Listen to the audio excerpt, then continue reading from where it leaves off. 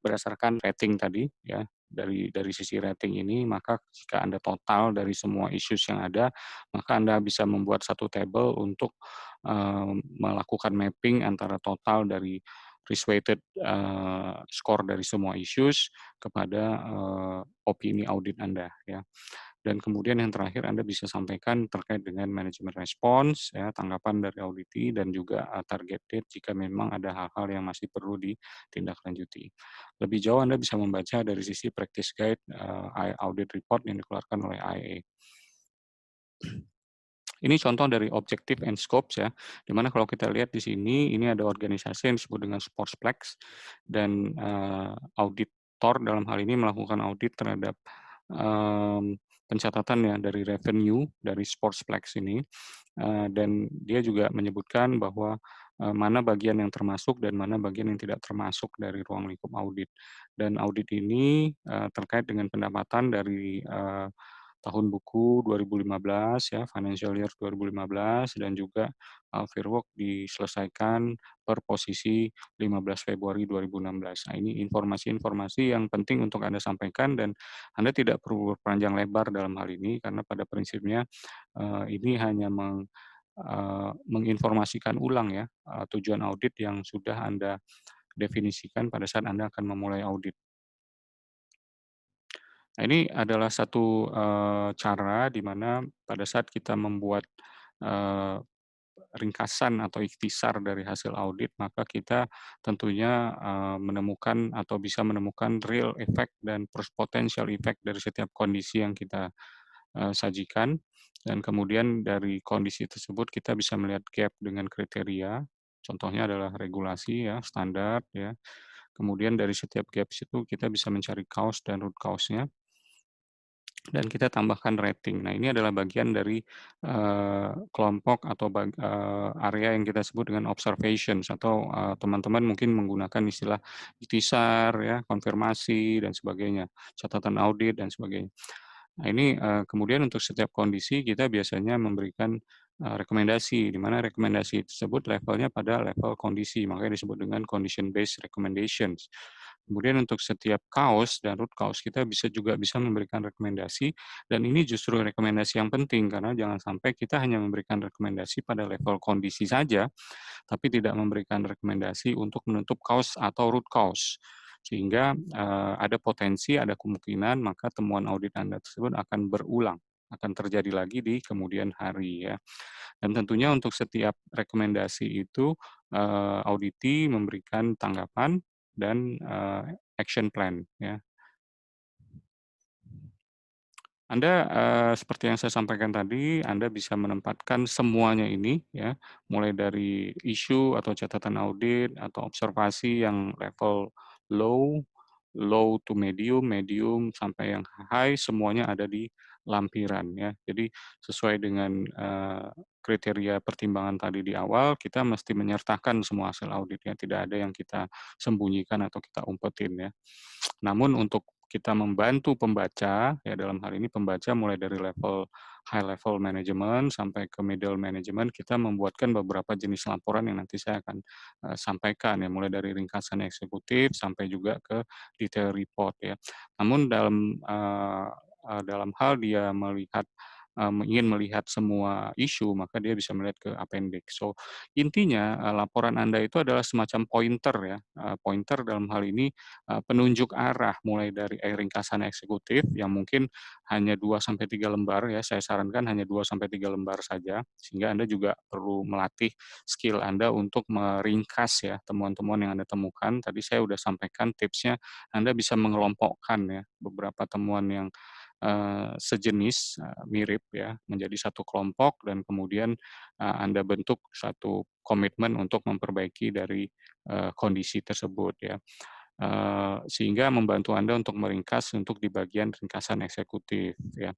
Sementara untuk bagian-bagian detail Anda bisa taruh di bagian detail laporan atau di bagian lampiran. Sehingga jika seorang presiden direktur, CEO atau manajemen ya, komisaris dan sebagainya ingin membaca laporan, maka dia akan mulai dari ringkasan eksekutif dulu. Jika dia tertarik untuk memperdalam lebih jauh mengenai informasi yang ada di ringkasan eksekutif, maka dari ringkasan eksekutif Anda akan menunjuk halaman berapa atau bagian mana, bab mana, chapter mana dari detail report Anda yang memuat detail dari laporan tersebut.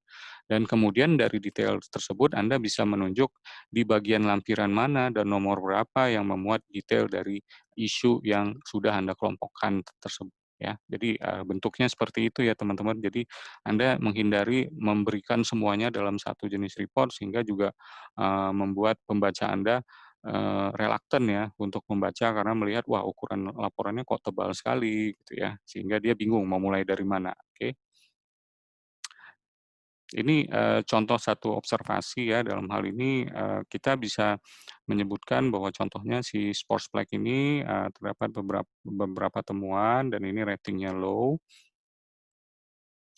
Dia tidak atau tidak menyertakan concessions, revenue ya, dan revenue dari kerjasama partnership ya, Rush Soccer yang senilai 242, ribu US dollar dan kemudian, dia menjelaskan ya informasi-informasi yang mendukung dari, eee kalimat pertama dari paragraf dia atau informasi dia mengenai observasi. Nah, ini satu bentuk, style penulisan atau gaya penulisan yang disebut dengan deduktif, di mana kita memulai dengan informasi utama dulu atau yang sering dikenal dengan general principle, baru kemudian Anda menambahkan, informasi-informasi detail yang sekiranya menurut Anda perlu ya untuk menjelaskan kenapa Anda menyatakan seperti itu pada kalimat pertama ya.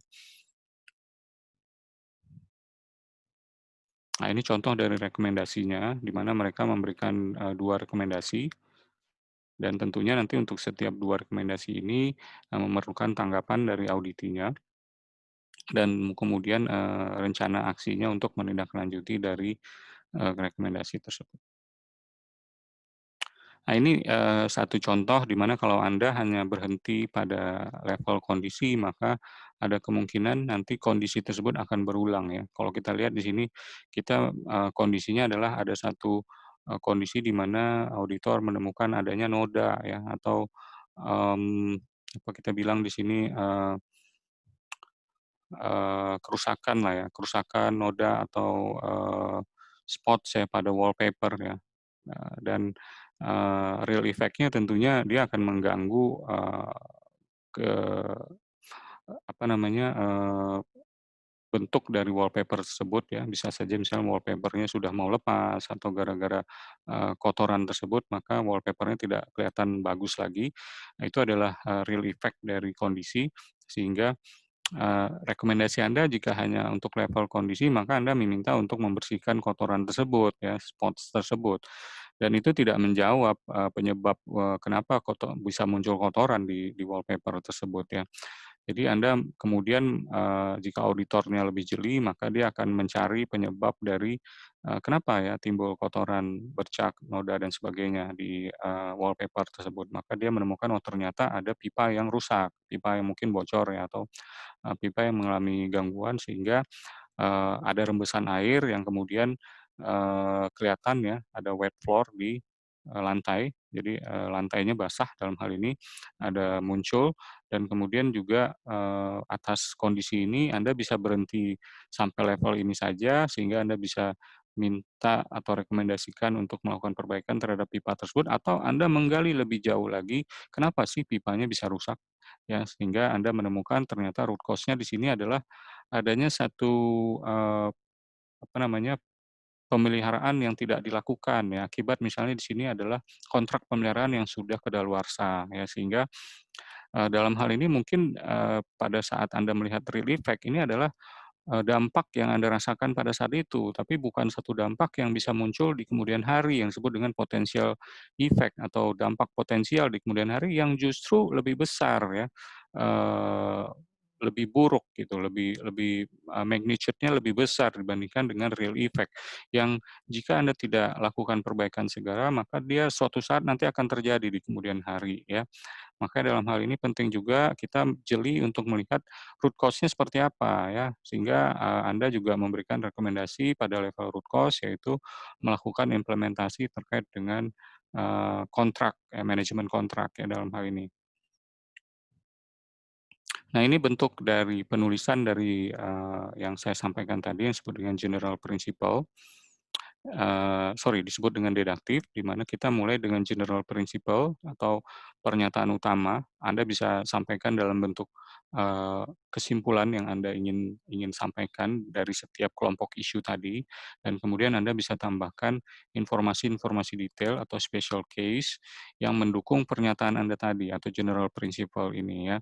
Dalam hal ini berbeda dengan, metode atau gaya penulisan induktif, di mana induktif ini seperti menyajikan banyak fakta ya, menyajikan banyak informasi yang kemudian yang kemudian meminta pembaca untuk menemukan pola atau pattern ya, dari informasi-informasi tersebut yang dalam hal ini jika pembacanya tidak jeli, tidak teliti ya, dia tidak sabar dan dia tidak konsentrasi, maka dia akan kehilangan arah dalam membaca, informasi yang Anda sajikan karena, ya orang cenderung untuk mengetahui dulu masalahnya apa sih sebenarnya gitu kan, baru kemudian disajikan fakta-fakta pendukungnya yang membuat orang, atau pembaca menyetujui, kesimpulan yang Anda sajikan di awal tadi. Nah itu adalah satu bentuk, gaya penulisan disebut dengan deduktif yang saya sarankan Anda gunakan pada saat bukan hanya pada saat Anda menulis isu, tapi juga pada saat Anda,